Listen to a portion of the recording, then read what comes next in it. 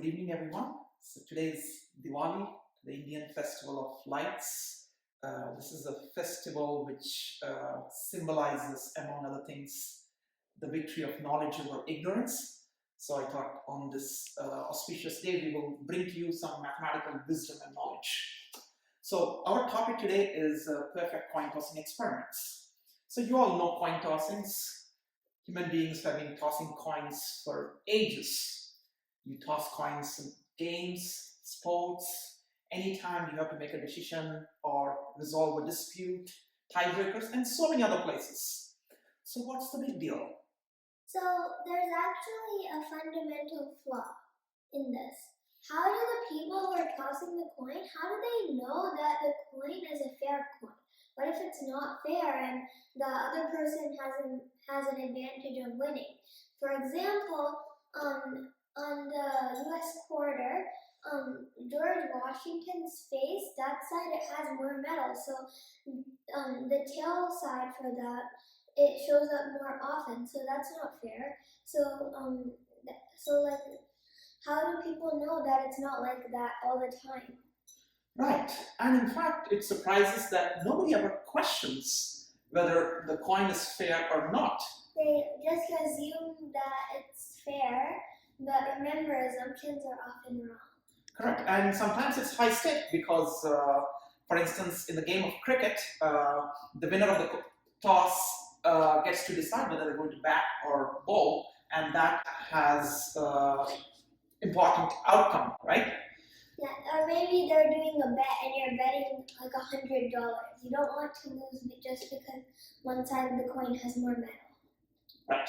So this brings us to the main topic of this presentation.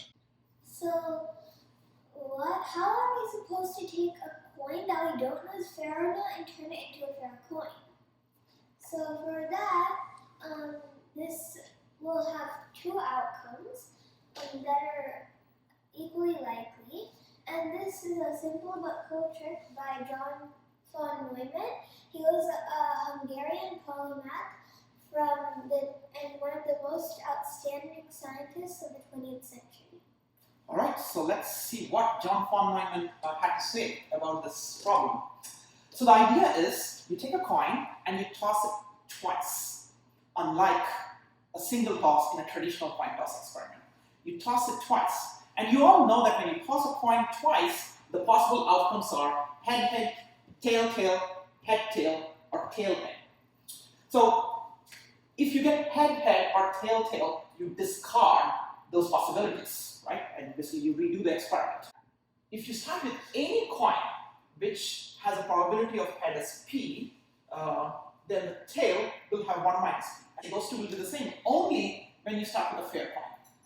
Now, the idea is you mix the head and tail to nullify any possible bias in the coin. So when you look at the probability of head followed by tail or tail followed by head, because in the two tosses they are independent, the probability of the compound event is going to be p times 1 minus p for head tail and 1 minus p times p for tail head. Now note, these two numbers are always going to be the same regardless of what p is. So in the traditional coin tossing experiment, people focus on this. These two almost always are going to be different. In the John von Neumann's case, you look at these outcomes and these two are always going to be the same. So now let's recap. So the referee will toss the coin 2 times. If it's either head, head, or tail, tail, he will start over, like he'll try again, and then make sure it's either head, tail, or tail, head. And then both of the players will call out what they think it is. And then they'll both be different. And then of course, the players won't see whatever he got. They'll just call out randomly. And then whoever gets it right, they win. Okay, that's the method. So the only downside is that for this one, you may have to toss multiple times. So what math shows is that if you start with a coin whose probability of head is p, the expected number of tosses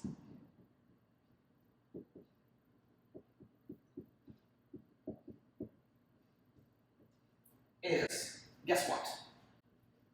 1 over p times 1 minus p.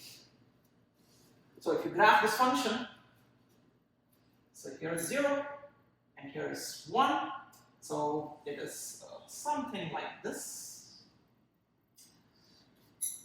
Now, Shloka, can you compute what this function, let's call it f of p, can you compute what f of 1 over 2 for a fair point would be? So for a fair coin, the probability will be half. So let's replace all the p's with half. So it's